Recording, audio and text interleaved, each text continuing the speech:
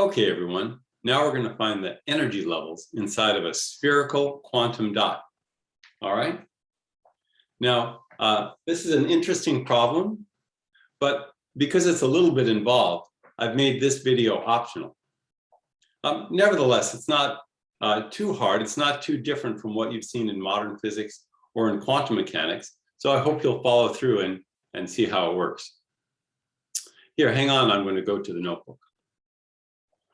All right, so we're going to treat our spherical quantum dot as a spherical particle in a box.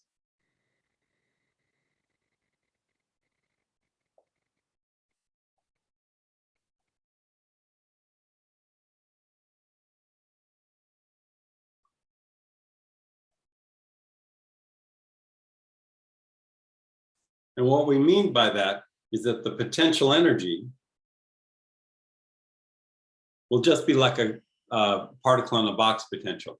That is, it will be zero whenever the electron, whenever the R is less than the radius of the dot, and it will go to infinity for R greater than or equal to the radius of the dot, okay?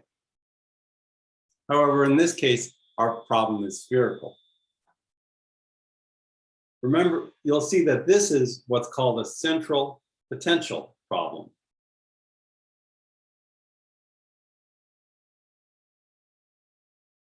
Because the potential energy only depends on the distance from the origin. It doesn't depend on direction in any way.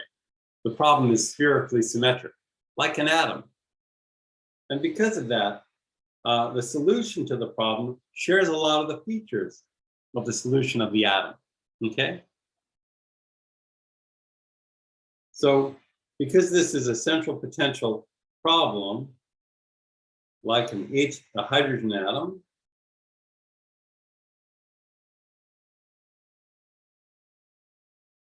it turns out that the wave functions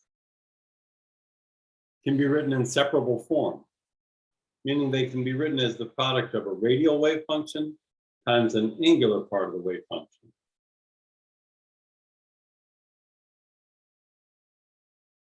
And maybe you remember from modern physics or from quantum that the angular part of the wave function of every central potential problem is the same, because all these problems share the property that the particle is free to move in the angular direction. There are no forces in the angular directions, okay?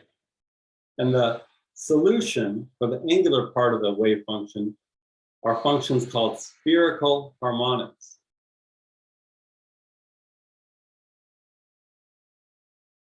And they're nothing more than the S, P, D, and F, and so on, states that you see in atomic physics, okay?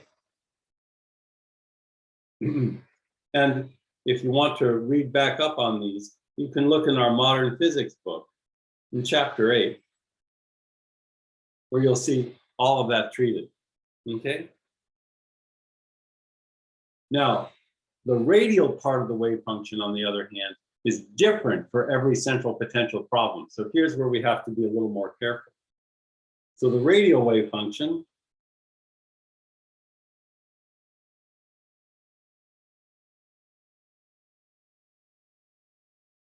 is given by solving a differential equation, and here it is.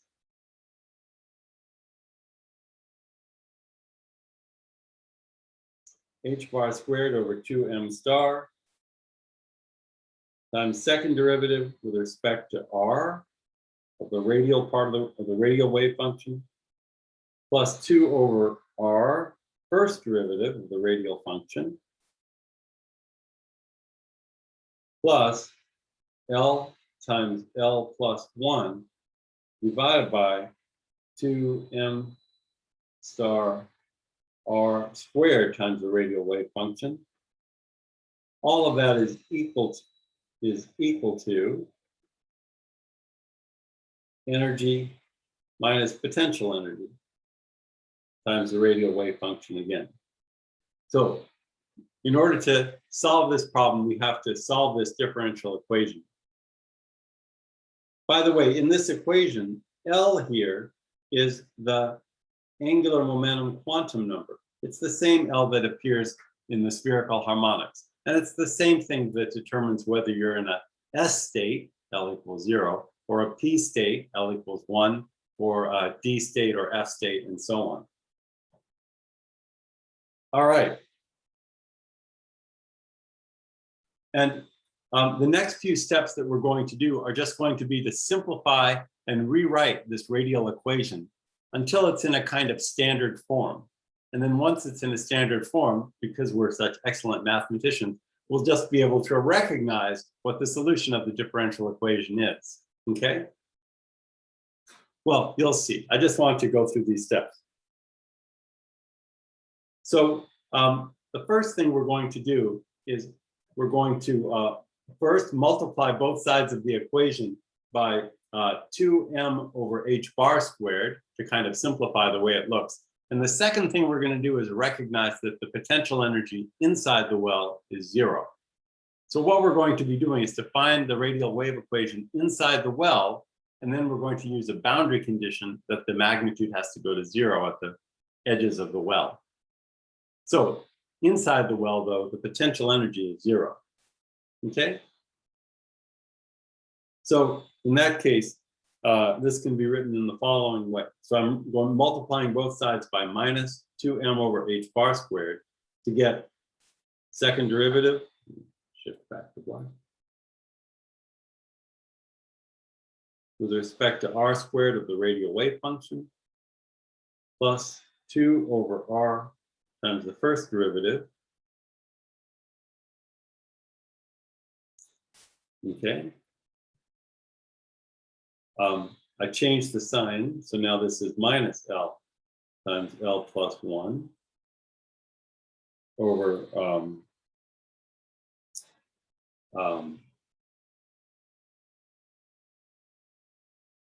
2m star r squared h bar squared. And that's equal to 2m star e over h bar squared times r. Okay? Great. We can simplify this a little bit more. Notice that inside the well, the particle is a free particle. So the so the wave vector is related to the energy in a simple way. Okay? That is, the wave vector is just square root of 2me over h bar. So that means that this term here is just, we could write it as k squared. Okay? So I'm going to go ahead and do that. Pardon me for just erasing this and rewriting it. There we go. Okay?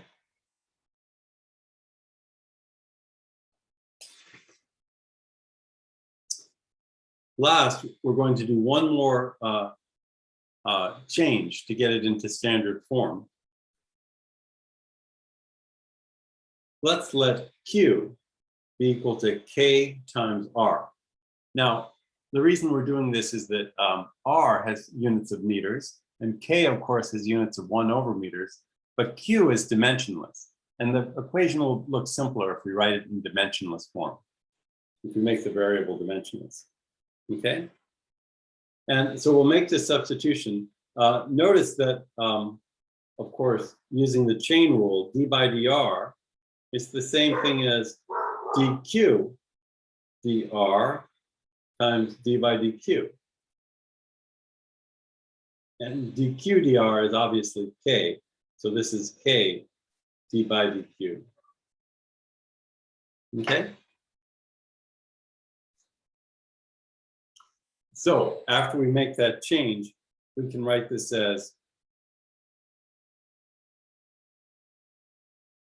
second derivative with respect to q of the radial wave function plus 2 times first derivative with respect to q of r plus 1 minus L plus 1 divided by Q squared times R equals 0. I've done a couple of steps there and just put everything together. Basically, I made the substitution, then we found factors of K squared on both sides of the equation, which we canceled out, and I moved some terms around. But all really straightforward stuff.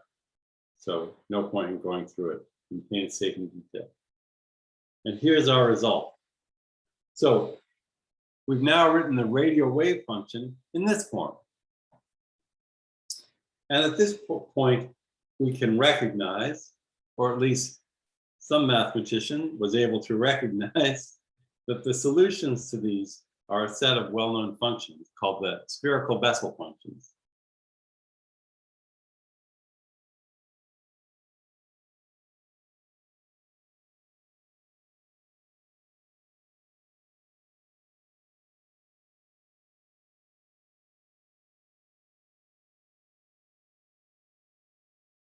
So that the radial wave function can be written in the following way.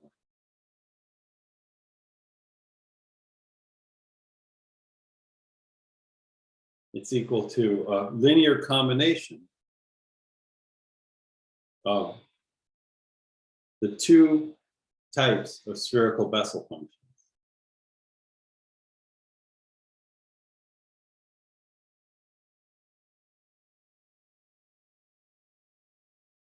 Okay, where what we have here are these two functions, J and K, and J denote spherical Bessel functions of the first kind, and the K functions are spherical Bessels of the second kind. It's rather like the way you have sine and cosine functions for that we're familiar with. So those are two classes of functions that solve a very simple differential equation. And here we have two different independent solutions to this second order equation as well. Okay. And the spherical Bessel functions aren't so familiar to us. So I'll just write down the first few of them and we can see how these look. So for example, for L equals 0, the function J0 is just sine of Q divided by Q. Whereas J equals 1 sub Q of Q is sine Q divided by Q squared minus cosine of Q divided by Q, and so on. The first two functions, the first two K functions look like this. K0 is cosine of Q divided by Q, and K1 is cosine of Q over Q squared minus sine Q over Q. Okay, and then they go on from here. Okay, it's actually helpful to look at a graph of these functions. So we'll do that. Hang on one second. Here they are. So first, look at the spherical Bessels of the first kind. You'll notice that J0 has a value of 1 at the origin. Okay, and then as we increase the variable, here the variable is written as x, in our formula it's q, the function oscillates and decreases in amplitude. Okay, that's J0. Here's J1 and J2. You'll notice that these two functions both start at 0 and then they oscillate. Although the first function crosses 0 with a regular frequency, it turns out that the others, the 0 crossings, are not regular. They can be predicted mathematically, but they're not regular. And these are the Bessels of the spherical Bessels of the first kind. Here are spherical Bessels of the second kind, the K functions. Now, these are different, and what's interesting is that these functions have the property that they all go to minus infinity at q equals 0. So they also oscillate and decrease in amplitude as we move away from the origin. But when q approaches 0, they all diverge. They all go to minus infinity. Okay? And that's going to be important when we look to find what type of solutions can satisfy the boundary conditions in our problem. Okay, hang on, we'll go back to the notebook.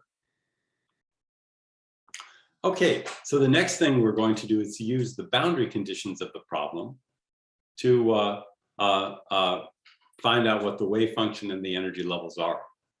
We're almost done, okay? Now, let's just agree on what the boundary conditions are. So one boundary condition is that when q is equal to, when we're at the boundary, when r equals a, or q equals a over k, at that point, the wave function has to go to 0, okay? Another thing that we can agree is that at the origin, the wave function, well, it could be 0 or it could be something else, but anyway, it has to be finite. It can't be infinite there. So those are our two boundary conditions. And now we can see what they mean. All right, well, now we're ready to go on. This is what our wave function looks like so far. It's written in terms of the j and k functions, Bessel functions of the first and second kind. And now let's look at our boundary conditions.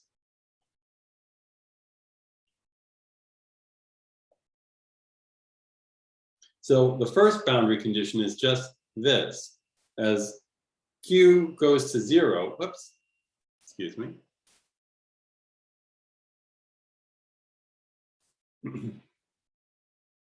When q is equal to 0, we want r of r to be finite. The wave function should be finite at x equals 0, at r equals 0. And you can see what that means is that we can't have any contribution from the k functions because they're all infinite at the origin. So that means that all the b coefficients here must be 0. That drops out. And we can write that the radial wave function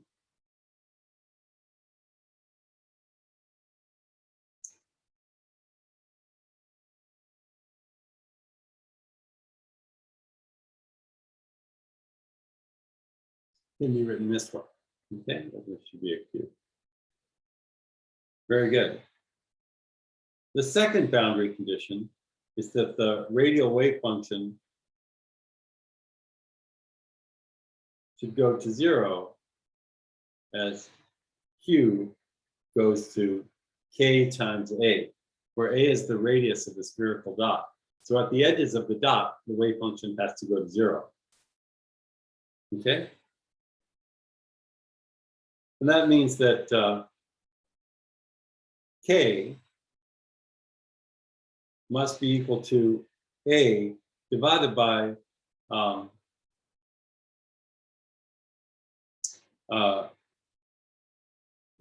divided by q, where q can only take on, where k can only take on values. It must be a divided by a q value where the function j goes to 0. So it has to be one of the zeros of the function. Okay?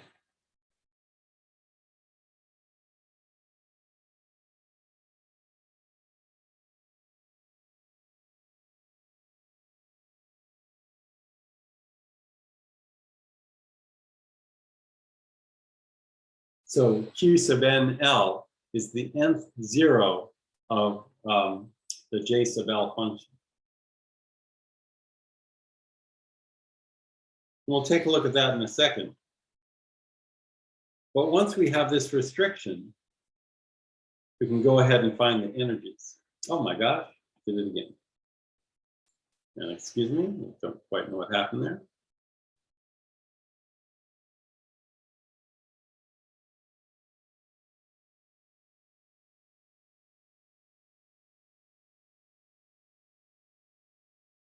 So because the particle is free inside of the box, we know that the energies are just given by h bar squared k squared over 2 m. Oh my gosh.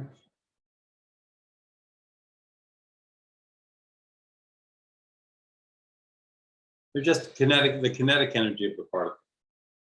But now we know what k has to be, so we can write this as h bar squared over 2ma squared times q ln squared. And that's the formula for the energies of the particle in a spherical box, what we were trying to find. Okay? It's a simple looking formula, but it does contain this one funny thing, the positions of the zeros of the spherical Bessel functions. So, for example, though, if we look at the case where L equals 0, the S-like states, then for that case, it's clear since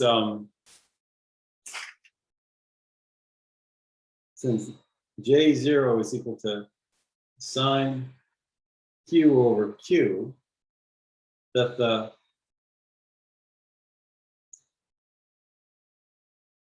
positions of the zeros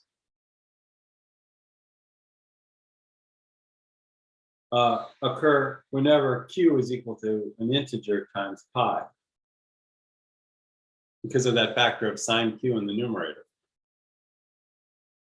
So in that case, for the L equals 0 states anyway, we can say that E sub n 0, these are equal to h bar squared pi squared over 2m a squared.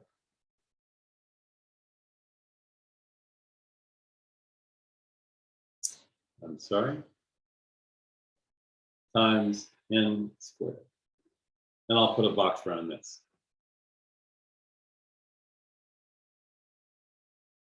There we go. So we found, so we're good. Now in our case, we wanted to find the energy levels of a particle in a spherical box, and we've done that. And most importantly, of course, is to find the lowest energy state for such a particle. And we've done that here, where of course for the lowest energy state, n would be 1. And what's interesting is that this answer, you know, we could almost have guessed it. All we need to do is to take the particle in a box, in a one-dimensional box problem that's so familiar to us, and replace the length of the box by the radius of the dot, A. And we get this, and we get the answer immediately. So we could almost have guessed it, but now we've worked it out. Okay, I think we'll stop here.